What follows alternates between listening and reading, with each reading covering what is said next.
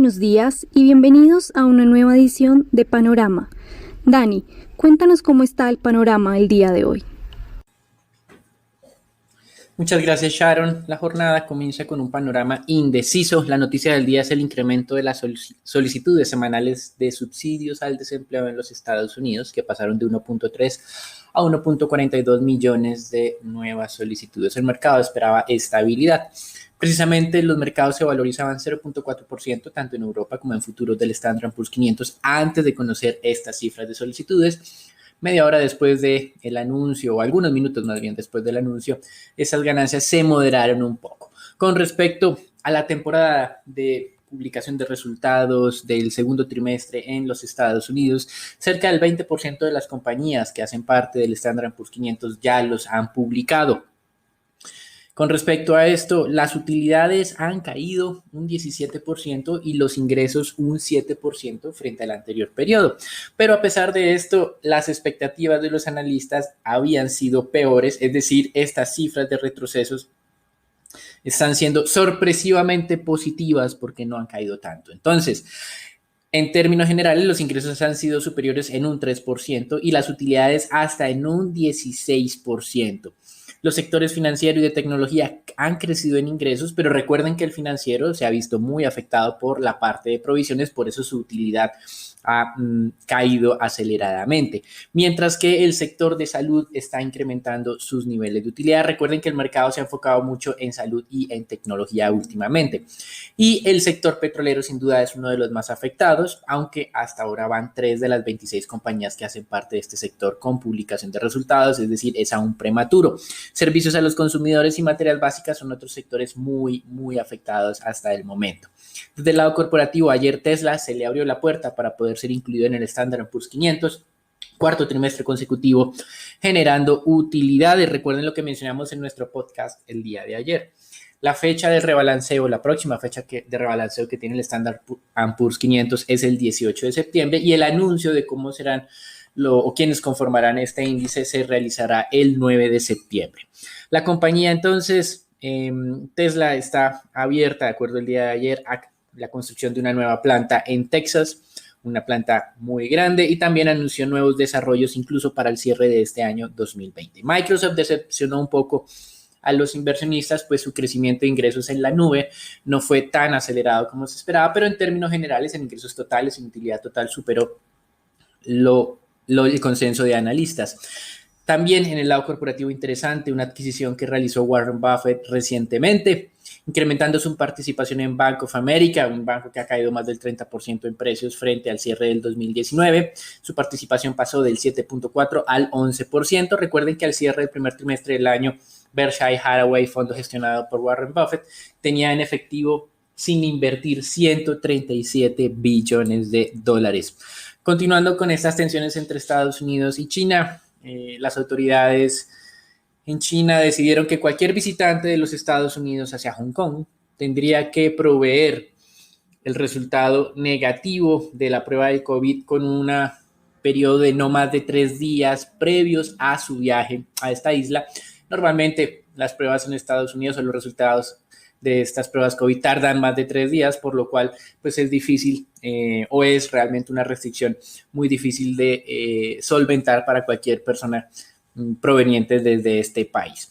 Mientras tanto, los republicanos y la Casa Blanca ya alcanzaron un acuerdo, un principio de acuerdo para la forma que tendrá ese paquete de estímulo que ellos van a estar tramitando en el Senado. Recuerden de todas maneras que hay que hacer una negociación, un proceso de negociación entre senadores republicanos y representantes demócratas de la Cámara, porque pues obviamente el texto tendría que ser algo similar y todavía pues no hemos visto ningún tipo de aproximación entre los partidos. Con respecto al tema del COVID, hoy Estados Unidos probablemente o muy seguramente supere los 4 millones de infectados oficialmente identificados. California superó a Nueva York con más de 420,000 infectados, pero la tasa de muertes en California es de solo 8,000, un poco más de 8,000, mientras que Nueva York llega a los 32,000. Así que algo ha venido aprendiendo el sistema de salud en los Estados Unidos para lidiar de una mejor manera con esta situación. Y en la parte diplomática, a diferencia de lo que está haciendo Trump con el mundo frente a las vacunas, China prometió financiamiento hasta de $1 billón, por supuesto, para América Latina y el Caribe, y esto tiene sin duda algunas connotaciones o alguna desconfianza de cuáles van a ser las solicitudes adicionales que puede estar realizando el gigante asiático en la región. Este préstamo es principalmente para financiar la compra o la adquisición de la vacuna que está desarrollando China. Recuerden que ayer hablábamos de las acusaciones del gobierno de Occidente también a China por estar robando información de los desarrollos de las vacunas que se están efectuando en estos países. En el dólar, pues hasta hace algunos momentos estaba estable frente a moneda reserva y frente a monedas de América Latina, pero también este tema de las solicitudes, nuevas solicitudes de subsidios al desempleo en los Estados Unidos aumentando, incrementó un poco la aversión al riesgo. Así como moderó las ganancias en el mercado accionario, está presionando un poco el dólar al alza y el petróleo, pues antes de esta publicación estaba un poco más alto. El WTI estaba muy cerca de los $42, ahora está más cerca de los $41.50. El Brent superaba los 44, está ahora en ese nivel de los 44 exactamente.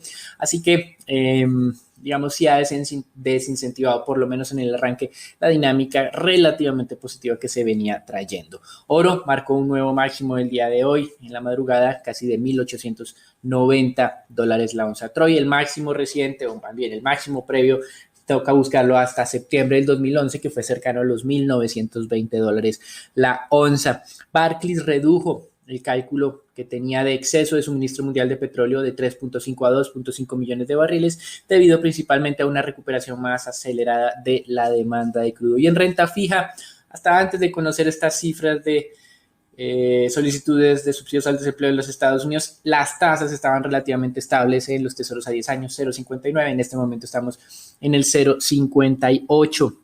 Ayer la colocación de tesoros a 20 años cortó en el 1.059%, es la colocación o la tasa de corte más baja desde que se reiniciaron las emisiones de estos títulos y fue 25 puntos básicos inferior a la colocación del 17 de junio de este año. Y hoy se emitirá títulos indexados a la inflación en Estados Unidos, los conocidos TIPS, con un vencimiento a 10 años, los cuales en mayo, hace 2 meses, cortaron en menos 0.47%. En Estados Unidos ayer una muy buena noticia en la actividad del sector inmobiliario, ventas de vivienda usada se aceleró, crecieron a 4.72 millones de unidades vendidas en los últimos 12 meses. El mercado estaba anticipando esta recuperación. Para ponerlo en perspectiva, casi se ha recuperado la mitad de la pérdida por temas de COVID en actividad del sector inmobiliario. Antes del COVID se estaban vendiendo cerca de 5.5 millones de unidades en los últimos 12 meses, en el promedio de los últimos 12 meses, y con el COVID cayó un poco por debajo de los 4 millones. Estamos diciendo que casi rebota al 4.75. Entonces esto en perspectiva, si bien es cierto, es un crecimiento acelerado, nos deja en perspectiva que seguimos muy por debajo de los niveles pre-COVID. Y en Argentina, el indicador de actividad económica de mayo se aceleró un 10% frente al de abril, pero en comparación mayo de este año frente a mayo del año anterior, continúa un 21% por debajo. Las negociaciones con los acreedores se mantienen. El gobierno argentino sigue inmóvil en su oferta de 53 centavos de dólar por cada dólar adeudado.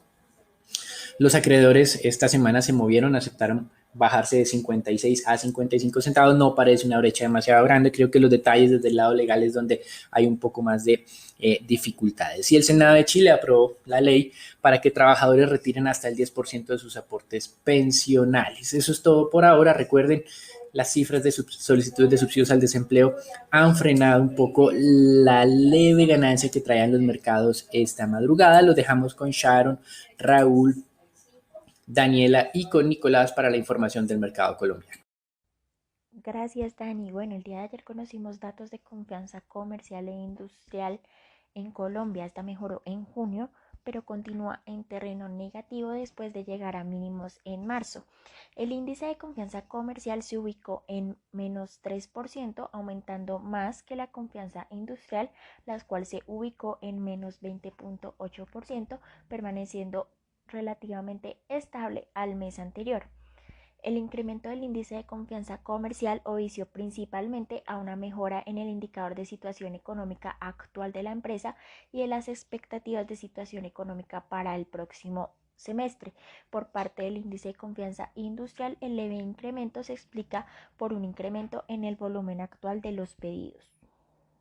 En segundo lugar, el día de ayer fue lanzada la estrategia Adelante con Confianza, la cual busca contribuir a la reactivación y repotenciación económica, impactando el comercio exterior, inversión extranjera, desarrollo empresarial y el turismo.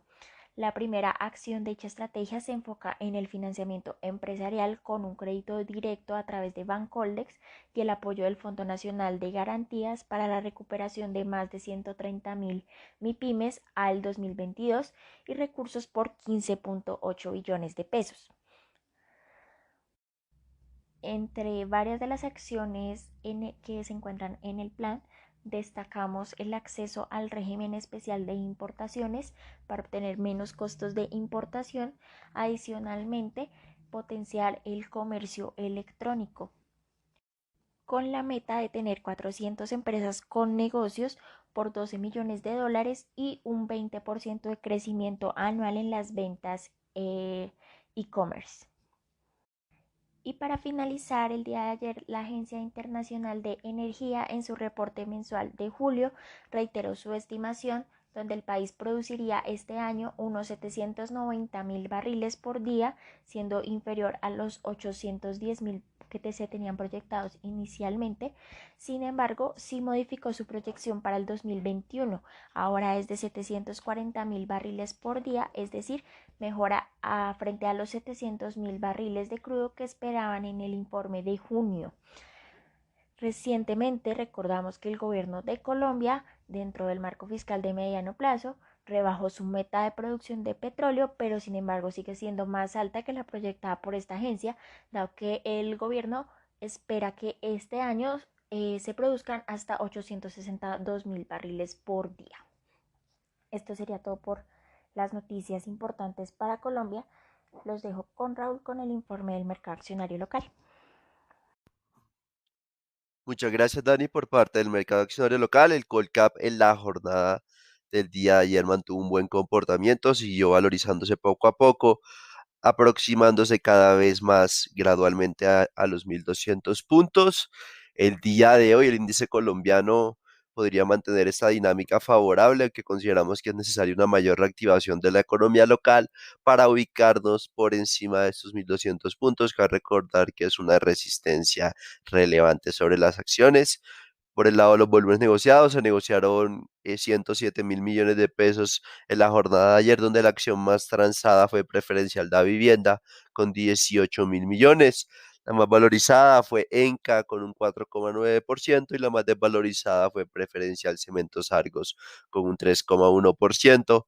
En cuanto a noticias, el Senado chileno aprobó una reforma constitucional destinada a permitir el retiro de los 10% de los fondos depositados de pensiones en Chile, del sistema privado de pensiones en Chile, como medida para enfrentar la crisis causada por el coronavirus. Cabe recordar que el impacto como tal directo sobre Sura sería una posible que tendrían que liquidar posiblemente parte de su portafolio de cerca de unos 3,4 millones de dólares en caso de que haya un retiro masivo de sus aportes.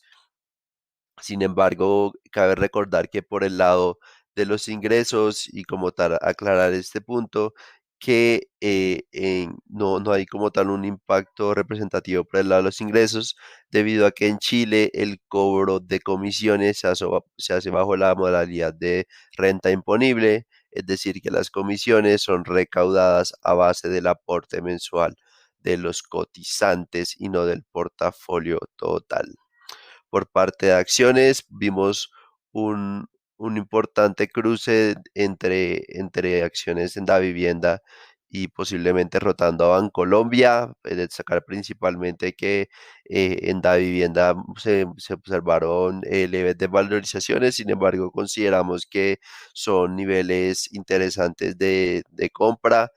Cabe recordar que la compañía tiene todas las medidas, tiene toda la posición financiera para poder afrontar esta situación, a pesar de que los resultados serían negativos. Hay que monitorear bastante de cerca la dinámica de las provisiones en la vivienda, aunque consideramos que son oportunidades para seguir incrementando exposición en esa entidad financiera. Por otra parte, Bancolombia muestra valorizaciones, se acerca a los 26.000 pesos poco a poco. Consideramos por el lado de Bancolombia que posiblemente los resultados se mantendrán de capa caída. Sin embargo, ante esta aceleración de las provisiones que daría como tal, eh, que es como tal la razón de esto, en mayor parte de esos débiles resultados, consideramos que se podrían ver una desaceleración de las provisiones a partir del tercer trimestre del año, es decir, posiblemente en Bancolombia ya lo peor habría pasado, ya lo peor habría sido como tal provisionado, por lo cual se podría esperar un repunte por el lado de utilidades para lo que queda en el segundo semestre del año. Bueno, Nico, cuéntanos cómo amanece dólar el día de hoy. Buenos días, Raúl, muchas gracias. Soy Nicolás de Francisco y vamos a hablar del dólar. En la jornada de ayer, el dólar presentó un volumen negociado de 887 millones, con una variación diaria del 27% con respecto al volumen negociado el 22 de julio. La tasa de cierre fue de 3.637 pesos con 0 centavos, para una variación diaria inferior al 1%. El precio medio fue de 3.627 pesos con 57 centavos. Para el día de hoy, esperamos que el dólar tenga unos soportes entre los 3.585 y los 3.600 pesos y unas resistencias entre los 3.640 y 3.670 pesos. Ahora los dejo con Sharon para los temas de renta fija. Gracias, Nico. La mayor aversión al riesgo presentada en la jornada de ayer por las tensiones entre las dos economías más grandes del mundo generaron que la curva tasa fija se desvalorizara cerca de 4 básicos, empinándose, dado que el segmento corto sí presentó valorizaciones, mientras que el segmento medio y el largo se desvalorizaron. Siguiendo este movimiento, la curva TES-VR se desvalorizó 1.5 puntos básicos y continúa con una muy baja liquidez. Los test del 24 continúan buscando niveles más bajos, cerrando en 3.28%, una valorización de 3.1 básicos, y por su lado los test del 28 se desvalorizaron 6 básicos hasta 5.42%. Por el lado de deuda corporativa se negociaron aproximadamente 5.000 millones a través del sistema transaccional y cerca de 614.000 millones por registro, aún niveles por debajo del promedio usual en este mercado.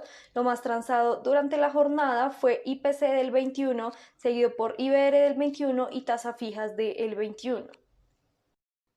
En cuanto a la subasta del día de ayer, la Nación colocó 975.000 millones en TES en pesos.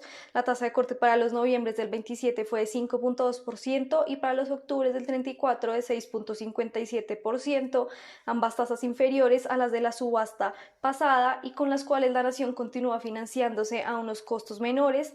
Esta subasta tuvo una sobredemanda de 3.17 veces, mostrando el gran apetito que aún se mantiene por los títulos locales, con lo cual se logró una sobreadjudicación del 50% del monto inicial, que recordemos eran 650.000 millones. Esta es la primera sobreadjudicación que se hace en una subasta en pesos, de TES en pesos, qué pena, desde que el ministerio aumentó los montos a subastar para las subastas semanales. Gracias por escucharnos y no olvides conectarte a diario para conocer el panorama del mercado. Buen día y hasta la próxima.